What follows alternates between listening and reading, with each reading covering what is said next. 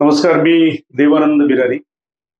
15-20 दिवसापूर्वी माझ्या हाताळामध्ये इथे प्रचंड अशा वेदना होत होत्या. वेदना इतक्या होत्या की असं वाटायचं की त्याला असं मारावं. बऱ्याच ठिकाणी उपचार पद्धती दाखवल्या, परंतु जानकी स्पाईन सेंटरला आलो आणि पहिल्याच दिवशी सरांनी जे स्ट्रेचिंग केलं, म्हणजे मान या बाजूला रुमाल टाकून अशी ओढणे, तर मग ती मान इथले जे स्नायू ते पण रिलीज झाले. मणक्याचे जे काही स्नायू आखडले होते ते रिलीज झाले आणि नस अशी मोकळी झाली.